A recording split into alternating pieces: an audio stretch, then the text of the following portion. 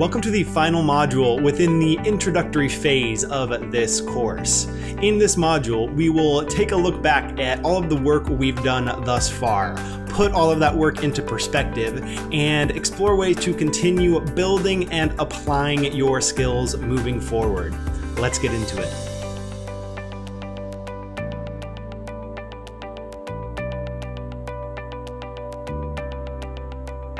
Let me start with a quick preview of what you'll find in the video lessons within this module.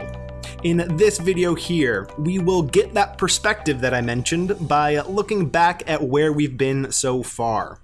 In the next lesson, we'll look at how you can continue building and applying your skills on your own. And in the third lesson, we will look at where we are going as a classroom and how your input and interests will help guide us moving forward.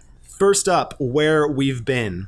In the first introductory module of this classroom, we set down some principles that set the stage for the learning that came after.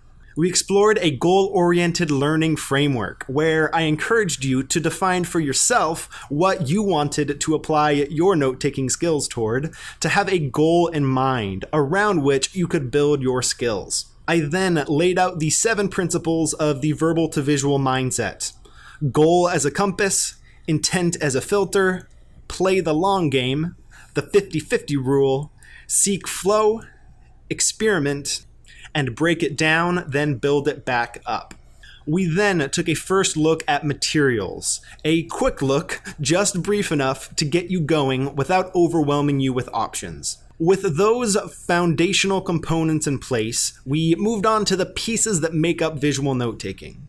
One by one, we explained the use of text in a visual way, the power that comes from layout and the tapping of your spatial reasoning skills, the emotional and intellectual benefits of adding imagery, facilitated by some basic drawing skills, and finally, how to add some contrast and set the tone with the use of color. What's worth pointing out here is that depending on your background coming into this classroom and the number of practice activities you've had the time to take on, you have a current level of proficiency with each of those core skills. Now, you shouldn't feel the need to get to 100% in all of those right away. Depending on your context and your goal, it might even be useful for you to ignore one of those categories entirely. The point here is that it can be useful to take stock of your current skill level so that you can intentionally improve from here in the right direction, which you'll get the chance to explore after this video. But first, let's finish this look back at where we've been.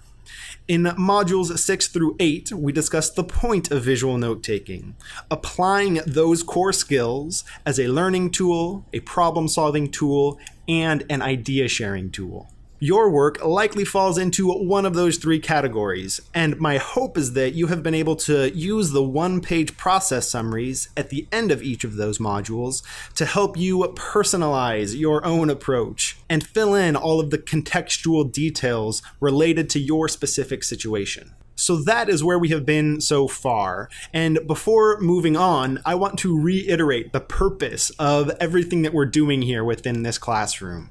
My goal here is to create an environment that helps you to do 2 things. Develop your core visual note-taking skills, that's what part 1 was about, and then develop your own tailored visual note-taking process that is aligned with your situation and your goals. That is what part 2 helped you to do. And even though we have explored so much thus far, built many skills, and applied them in a variety of ways, it would be naive to think that one pass through all of those ideas is enough to home in on the ideal set of skills and processes that is best suited to you. Which is exactly why in the next video, we'll look at ways for you to continue building on the foundation that you've already set up for yourself. But before we move on to that, I want you to do some reflecting on your current skill levels and your comfort with your overall visual note-taking process.